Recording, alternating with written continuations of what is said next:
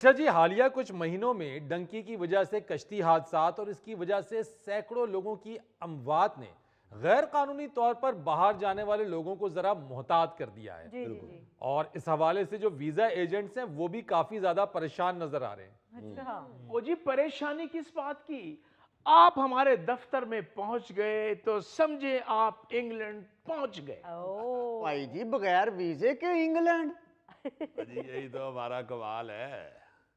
आप देखें जिस तरह कैशियर को सारा हिसाब उंगलियों पे पता होता है, हाँ हाँ। इसी तरह आप ये समझें कि ये उंगली जो है ये इस पे यूरोप है, इस पे इंग्लैंड है, इस पे ऑस्ट्रेलिया है, न्यूजीलैंड चूंकि छोटा है, ये छोटी उंगली न्यूजीलैंड की, और अंगूठा अमेरिका का समझें आप। जिस उंगली को भी आप पकड़ेंगे समझे वहां का वीजा लग गया। हाय। तो अगर आप मुट्ठी बंद करते हैं तो ये सारे मुल्क की पब्लिक रल नहीं जाती जी? तो भाई वो आपको मिसाल दे रहे हैं, शहर में तो और भी बड़े दावेदार हैं, लेकिन मलक साहब ऐसे अथेंटिक आदमी हैं कि आप चिराग लेके भी ढूंढेंगे तो आपको नहीं मिलेगा, हाय। क्योंकि ये अपने क्लाइंट को मंजिल मकसूद पर पहुंचाकर ही दम लेते हैं। यही जनाब, यही आपकी बातें तो सारे इलाके में है कि आपका केस आज तक कोई रिजेक्ट नहीं हुआ, इसीलिए तो मैं आपके पास आया हूँ जी। हाय। ओ भाई साहब, एम्बेसी वालों की क्या जरूरत कि मलक साहब का केस रिजेक्ट कर दे। लो। एक दफा एक अमरीकी काले ने ऐसा किया था।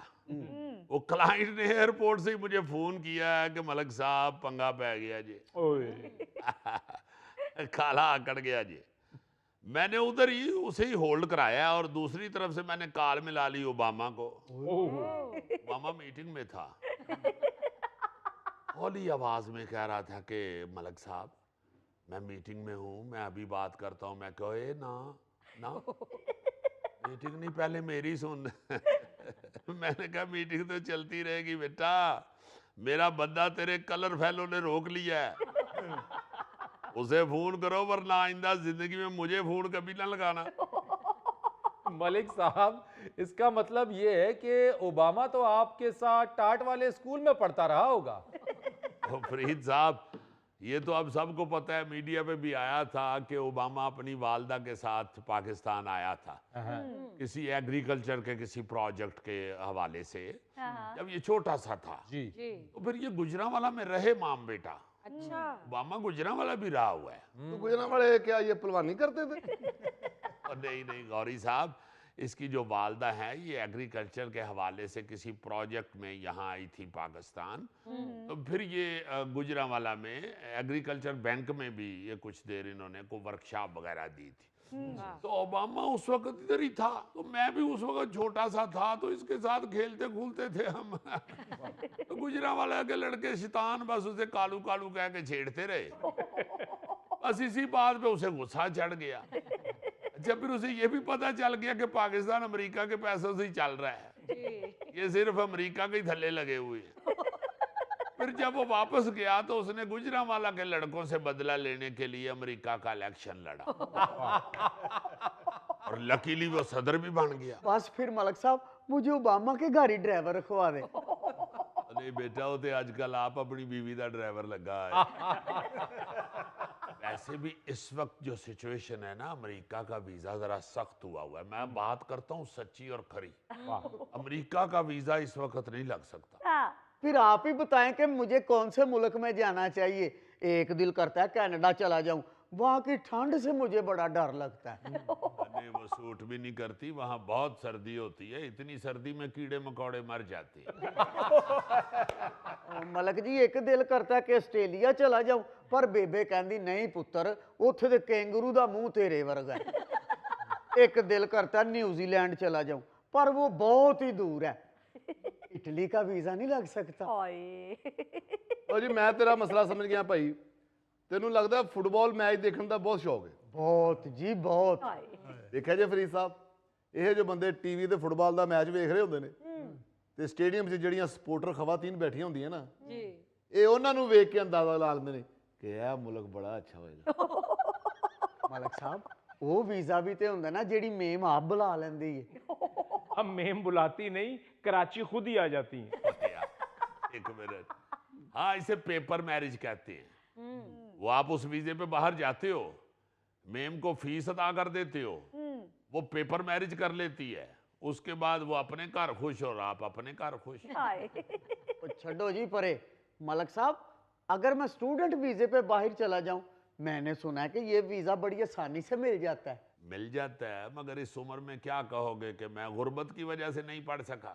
हाय अब मुझे दोबारा पढ़ने का शौक उजागर हुआ है, हाँ, मुझे KG1 में दाखिला दे दिया जाए। हाँ, मगर सुना वहां पढ़ाई बड़ी औखी है। आप अगर मुझे वर्क वीजे पे भेज दे ना, इसकी तो टेंशन ही कोई नहीं। जितना दिल करे काम करो और जितनी दिल करे छुट्टी कर लो। बिल्कुल हो सकता है। अगर आप होटल का कहोगे उसका वर्क वीजा आ सकता है, अगर आप दफ्तर का कहोगे उसका वर्क वीजा आ जाएगा। लेकिन मैंने सुना है अब वहां भी नौकरियां नहीं रही। ਉਹ ਸਾਰਾ ਕੁਝ ਤੂੰ ਪਹਿਲੇ ਸੁਣਿਆ ਤੇ ਇੱਥੇ ਤੂੰ ਛੋਲੇ ਬਣਾਉਣ ਲਈ ਆਇਆ नहीं जनाब, मैं तो मलक साहब को वीजा लैन आया। ओ पहलवान, साडा गाह खराब ना कर। हाय सर, किसी होर कैटागरी च वीजा नहीं लभ सकदा। ਔਰ ਛੱਡ ਯਾਰ ਕੈਟਾਗਰੀ ਨੂੰ, ਤੂੰ ਵਿਜ਼ਿਟ ਵੀਜ਼ਾ ਲਵਾ ਲਾ, ਉੱਥੇ ਜਾ ਕੇ ਚੂਹਾ ਬਣ ਕੇ ਸੜਕ ਤੇ ਖਲੋ ਜਾ, ਤੈਨੂੰ ਬੜਾ ਪੈਸਾ ਇਕੱਠਾ ਹੋ ਜਾਏਗਾ। नहीं यार, शेर बन के नहीं पैसे लभ सकदे। ਸ਼ੇਰ? ਉਹ ਗੋਰੇ ਏਡੇ ਵੀ ਨਹੀਂ ਪਾਗਲ, ਉਹਨਾਂ ਨੂੰ ਪਤਾ ਕਿ ਸ਼ੇਰ ਦੀਆਂ ਗੱਲਾਂ ਵਿੱਚ ਨਹੀਂ ਬੜੀਆਂ ਹੁੰਦੀਆਂ। गौरी, क्यों फजूल मशवरे दे रहे हो उस बेचारे को? ਉਹ ਸਾਰਾ ਹੋਰ ਕਿਹੜਾ ਉਹਨੇ MBBS ਕੀਤਾ ਕਿ ਉਹਨੂੰ ਕੋਈ ਚੰਗਾ ਮਸ਼ਵਰਾ ਦੇ ਦਈਏ। हाय ਉਹ ਗੱਲ ਸੁਣੋ ਮੇਰੀ ਭਾਈ, जी ਤੈਨੂੰ ਗਿਟਾਰ ਵਜਾਉਣਾ ਆਉਂਦਾ ਹੈ? नहीं जी, हाँ ढोलकी वजानी आंदी है। ਇਹ ਮੇਰੇ ਭਰਾ ਦਾ ਵਿਆਹ ਸੀ, ਮੈਂ ਇੰਜ ਦੀ ਢੋਲਕੀ ਵਜਾਈ ਏ, ਸਾਰੇ ਖਾਨਦਾਨ ਨੇ ਭੰਗੜੇ ਪਾਏ ਨੇ। ਓਏ ਆਹੋ ਯਾਰ, ਮਿਊਜ਼ਿਕ ਦੀ ਕੋਈ ਚੀਜ਼ ਵਜਾਉਣੀ ਆਉਂਦੀ ਹੋਵੇ ਤੇ ਉੱਥੇ ਜਾ ਕੇ ਸੜਕ ਤੇ ਖਲੋ ਕੇ ਵਜਾਏਗਾ ਨਾ ਮਿਊਜ਼ਿਕ, ਤੇ ਗੋਰੇ ਤੈਨੂੰ ਪਾਉਂਡ, ਡਾਲਰ, ਯੂਰੋ ਸੁੱਟਣ ਲੱਗ ਪਣਗੇ ਤੇਰੇ ਤੇ। ਅੱਛਾ ਜੀ, ਉਹ ਮਿਊਜ਼ਿਕ ਨਾਲ ਇੰਨਾ ਪਿਆਰ ਕਰਦੇ ਨੇ? ਉਹ ਮਿਊਜ਼ਿਕ ਨਾਲ ਪਿਆਰ ਨਹੀਂ ਕਰਦੇ, ਉਹ ਖਰਾਇਤ ਇੰਜ ਹੀ ਕਰਦੇ ਨੇ। ओ मिस्टर, बिल्कुल भी इनकी बातों में मत आना। गौरी, तुम उसको फकीर बना रहे हो यार। हाय वो पहले ही हम इतने बदनाम हो चुके हैं पूरी दुनिया के अंदर, हमारे लोग पूरी दुनिया में जाते हैं, वहां भीख मांगना शुरू कर देते हैं। हाँ। वो सऊदीया ने अभी कितने भिखारियों को पाकिस्तान बदर किया, इसके अलावा दुबई ने वीजे बंद कर दिए यार, अमेरिका ने वीजों की सख्ती कर दी है, इंग्लैंड में सख्ती हो रही है, और तुम उसे कह रहे हो कि खैरात मांगना शुरू कर दो। क्या कर रहे हो यार? हाँ, नहीं, फरीद साहब आप फिक्र ना करें, फकीर को तो मैं खुद नहीं नजदीक आने देता, वाह, बल्कि मेरे तो दफ्तर के अंदर दाखिल होकर को बंदा ऐसे कर देना तो मैं उसको कहता हूँ निकल जाओ यहाँ से। तो ऐसे करने से आप क्या अंदाजा लगा लेते हैं?